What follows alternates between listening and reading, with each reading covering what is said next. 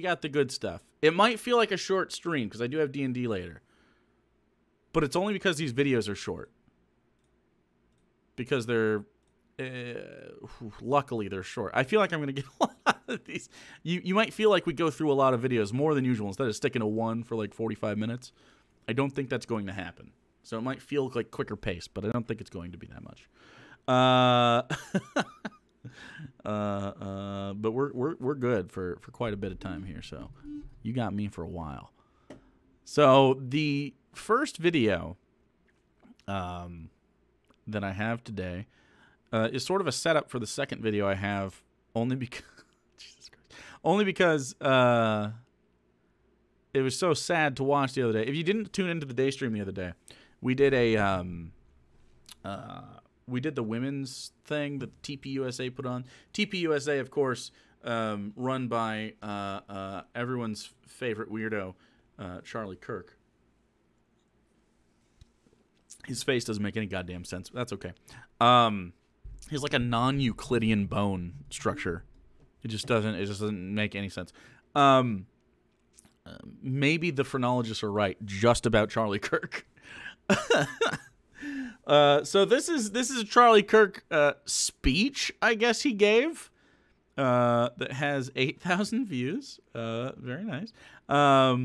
It came out yesterday. It's 8,000 views. It's not very good for 500,000 subs, but that's okay. That's okay. Charlie Kirk says the USA will always win, and he's going to explain to us why the USA is always going to win. We'll never lose at anything unless you rank us against other countries, and then we lose at everything except for military spending.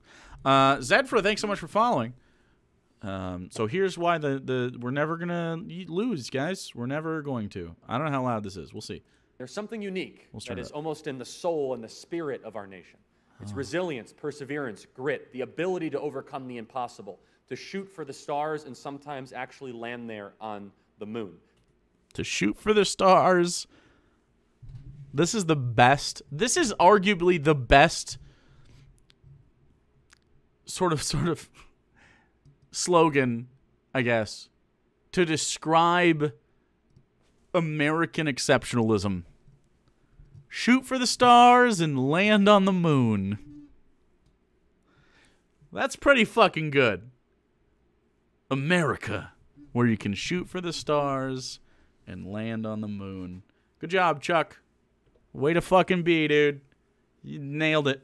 Just crushing it right now.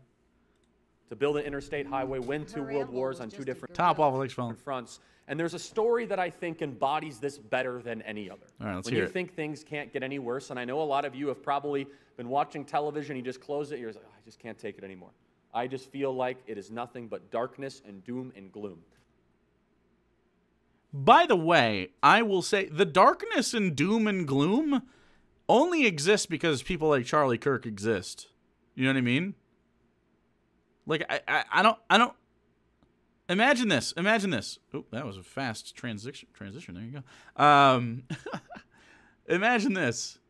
Okay. No conservatives. You still have libs. You still have everyone to the left of a conservative. So you still have like a libertarian. No fascists, though. Nobody to the right of conservatives. Who's stopping us? Not us leftists. I mean just us, people, human beings, from being happier. The libs? Like barely, right? Like barely. Because they're not very popular anymore. You know what I mean? Like liberal politics, they'd be the right wing, which is fine. Some of them, I'm fine with having, like, you know, a person in there that's like, I don't know, should we tax this way? Or whatever the fuck the conversation is. Not, should we teach that America did slavery? Not, should we teach the science of global warming and climate change? What? What? Like, what? Who's... I don't. It's only the only thing that's gloom and doom is literally conservatives. That's it. They're the ones that are anti-mask and made COVID a big problem. COVID would have been over in a leftist society, right? Or even just a fucking lefty society, right? Just like left adjacent. COVID would have been over in like, what, 2 months? Max? And not because we would have found a cure right away. We still probably would have taken precautions and shit. But you just shut down and stop the spread? You're good. We still would have had restrictions, like flights and stuff from places where it wasn't controlled. We still would have had to wear masks a lot of the time. But we would have been able to do shit. It takes about 3 weeks. It takes about 3 weeks to get through this shit. Nope. What is it? It's June. Was it last March? We were talking about it in January, February. Last March, I believe, right? Was when it really got shitty. It's been 15 months. I mean, I'm vaxxed. I feel fine and very comfortable going out. But Charlie Kirk, you're the reason this shit happens. You're the reason. Just ridiculous. Let me tell you a story about one of the darkest days in American history. A day that was, quote, that will always live in infamy. Oh, Jesus I'm talking Christ. about Pearl Harbor, when Japan preemptively striked us. Preemptively striked us. On a sunny day in Hawaii. Struck. And they sunk the entire Pacific Fleet. Oh, fuck, Thousands of American soldiers died in 30 minutes or less. Wow, that's American exceptionalism. We did not declare war on the Japanese. They declared war on us. We didn't know what we were going to do, and all of a sudden, we didn't have just one war. We had 2 wars on our hands. Okay, look. I know that this is like the pop history version of this. It was one war. It was one. Having multiple fronts does not mean you have 2 wars, dude. There's so much that goes into this that's beyond Japan attacked Pearl Harbor. That was the excuse. Okay? It's a good excuse to go to war. I get it. Countries don't like to get attacked. I'm not saying that like 1940s America isn't going to do that no matter what. Of course they are. But like, this is not an example of American exceptionalism. It's... Oh, my goodness. Because if we're at war with Japan, that means we're also at war in the European theater. America was scrambling. We didn't know what to do, and Franklin Delano Roosevelt gives the speech. This is a day we live in infamy, and Congress almost unanimously votes for a declaration of war. Oh, is he an FDR fan then? Oh, okay. So every American person has the right to health care then. Cool. Dope. Excellent. War in both theaters. America was solemn, somber, confused, and looking for direction, but there was one man that was smiling on December 6th. And that man was the greatest man to live in the 20th century. MacArthur? A person that we've deleted from our textbooks and have we? From our history, it's Winston Churchill. Oh, Winston Churchill. Oh. We haven't deleted Winston Churchill from our history books. What is he talking about? Winston Churchill is talked about in current curriculums right now. You can't talk about World War II unless you talk about Winston Churchill. Why is he pretending that this is a thing? Winston Churchill was a bad dude. We can talk about that. Isn't he British? Yes, he's British. An example of American exceptionalism, why the USA will always win, is that Charlie Kirk thinks Winston Churchill was an exceptional, easily the best and greatest person in the 20th century. We're not going to talk... So is Churchill only good because he had to lead a country during the Blitzkrieg? And then the other attacks by Nazi Germany? Or like, can we not count any of the bad stuff he did? Like, all of the colonialism? India is a great example of all the things he did wrong. Winston Churchill sucks, dude. Like... The English Channel, specifically, did more for England than Winston Churchill. Like, Winston Churchill was the greatest man to live in the 20th century because he was built for that moment. They hated him before the war, and they hated him after the war. He wrote 50 books, and he understood the world better than anyone else. He called the Nazi scourge before it happened, while it happened, and during it, and was able to defeat it. But he was smiling that morning. Why was he smiling? Because he knew that he was going to get American help in the war that America, who is not great, decided to stay out of for economic reasons. Again, by the way, America didn't fight Nazis when they were doing Nazi things because we're the good guys. America fought Nazis for capitalism. Just because the end result was a moral good thing, I do think killing the Nazis and bombing them and stopping Hitler was a good thing. It wasn't the motivation. And you can tell this when you read historical accounts of the military personnel that are on the ground. A great example of this is actually part of pop culture. It's loosely, I guess it's editorialized a little bit. But have you ever seen Band of Brothers? They actually find a concentration camp there, a particularly famous one. I think it was Birkenau. I could be wrong. And they're like, "Oh, what the fuck is this?" American intelligence officers were like, "Oh yeah, it's one of those." Like, "Oh yeah, we have more of those." They weren't telling the soldiers they were fighting on behalf of like people that were dying in concentration camps. It became that later. A lot of the soldiers were Jewish, and a lot of the soldiers had Jewish friends because their soldiers were Jewish. And like a lot of them, you know, especially, you know, your East Coast military personnel. But like, and they knew that there was like subjugation of Jews and stuff, but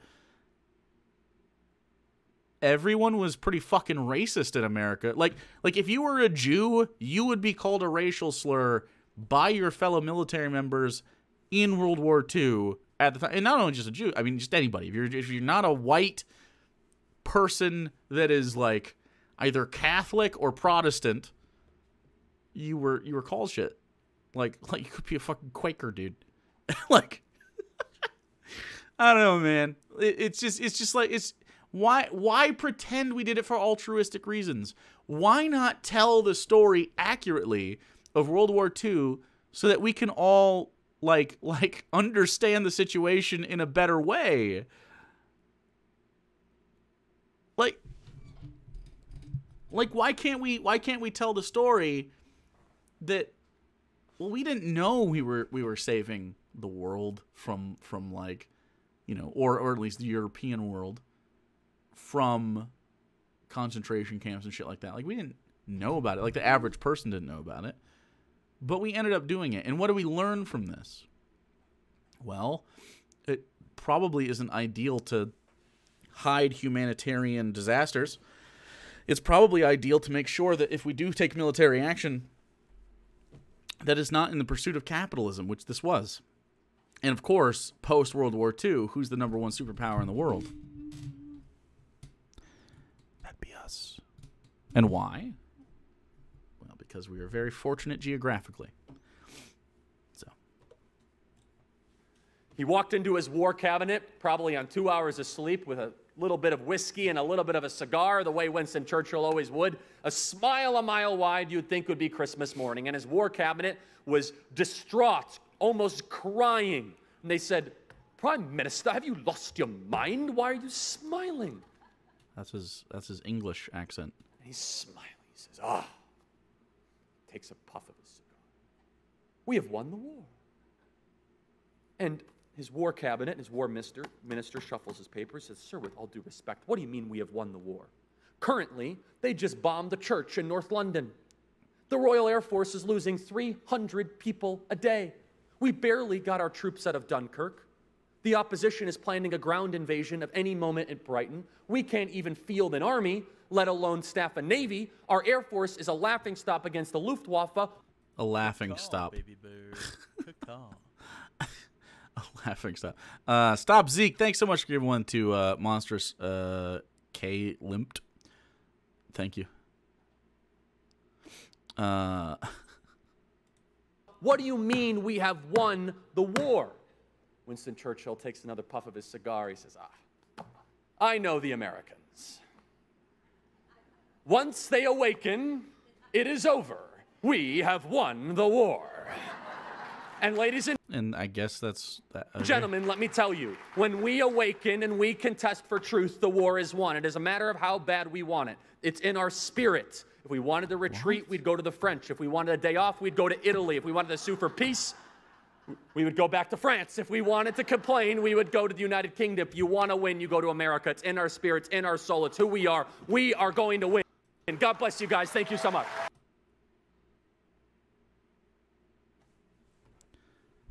We directly descend from all of those countries. We're literally mostly British.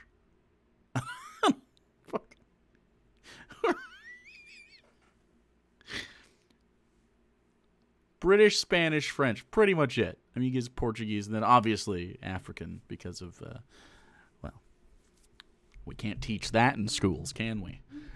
It's like, American exceptionalism could be a thing. It could be a thing. I'm fine if you feel like living in America is fucking rad. That'd be great. What if you woke up in the morning and thought, you know what? I fucking love living here. And sometimes I'm sure we do. Especially when we see other places. Especially when we see maybe how we have it relative to somebody else. But,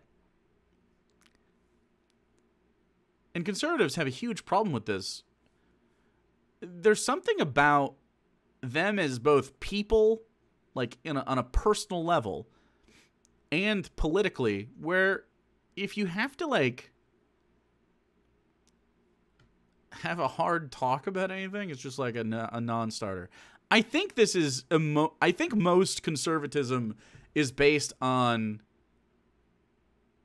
I mean, kind of one thing, and that's fear. And I think that's obvious. Like they campaign on fear, you know, Mexicans are gang members or some shit. You know what I mean? They're bad hombres. The leftists, they're coming for your fucking penises. They want you to, I don't know, have no groceries in the store or something. And it's just like, bro, what if we just, like, what's your perfect ideal life? Not your perfect ideal country. What's your perfect ideal life? How do you want to live every day? And you know what most people are going to say? You know what most people, regardless of political persuasion, if you just ask that question, what's your most perfect life? I want to work less. I want to hang out with my friends and family more. And I want to travel. These are like the three things, right?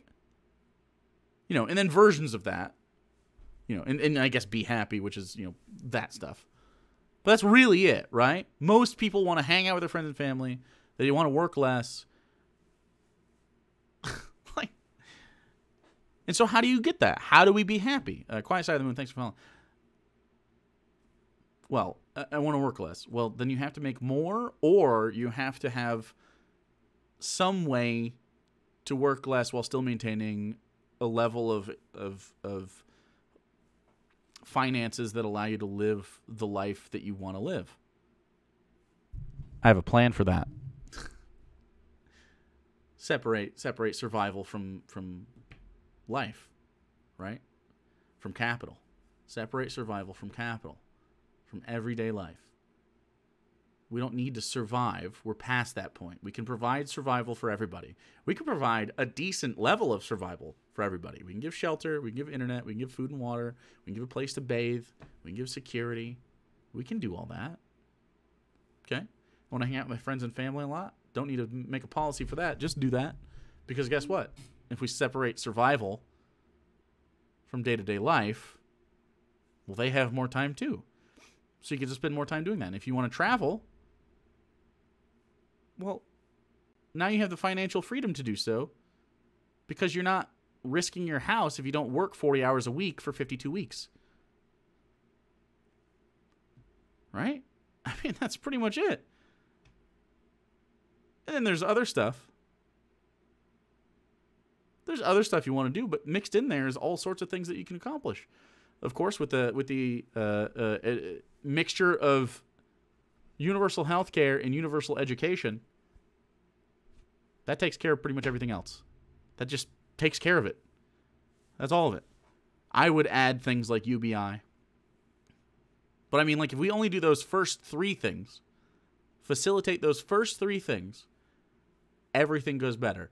And if you're a capitalist, and you're like, oh, this sounds like socialism. If you're a capitalist, since we can't get out of markets immediately, right? We just can't push away from that overnight. It's not a thing we can do. We're America. If we were somewhere smaller, maybe we could, but we're not. This is America. So we have to, you know, make it happen. We have to coexist. So how do we coexist? Well, all studies point to a shorter work week increases productivity. You're more efficient. You're not paying labor as much, but you don't need to, right? And if everybody has money because of UBI and they're already making stuff, they don't have to pay for survival if they want, unless they want to. Everybody's got more money, and guess what happens? Capitalists, listen up. Capitalism does better under socialism with markets. I know. Market socialism is the next step. If we could just get to market socialism, which I know you don't like to hear, so just call it super capitalism, because it's really that.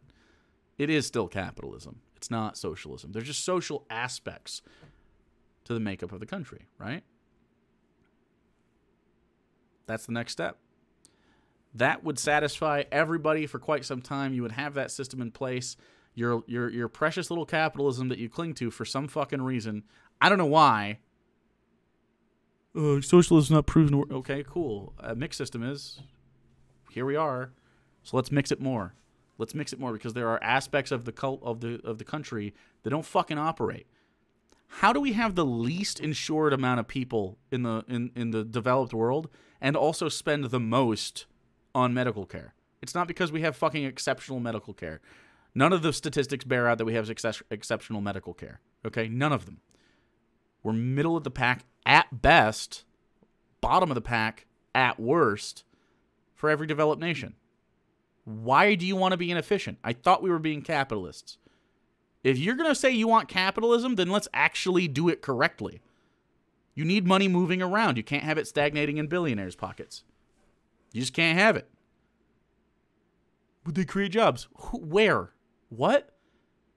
Jeff Bezos could give away $1 billion every single day and never not be a billionaire.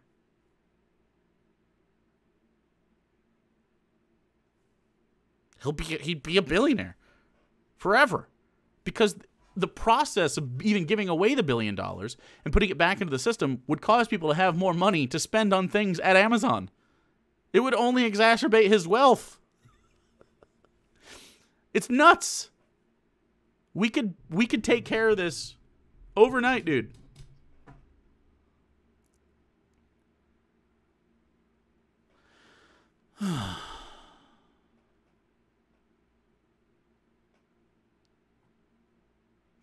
Also, as far as land back is concerned, was it 8,000 or 18,000? I tweeted it. 18,000 acres or something square, I believe, were given back. Land was given back. One of you should know. Should clip this and send it to Bezos. Well, he don't fucking give a shit, dude. He doesn't give a shit. Anyway, that's the end of the Charlie Kirk thing, which is going to set up the next video.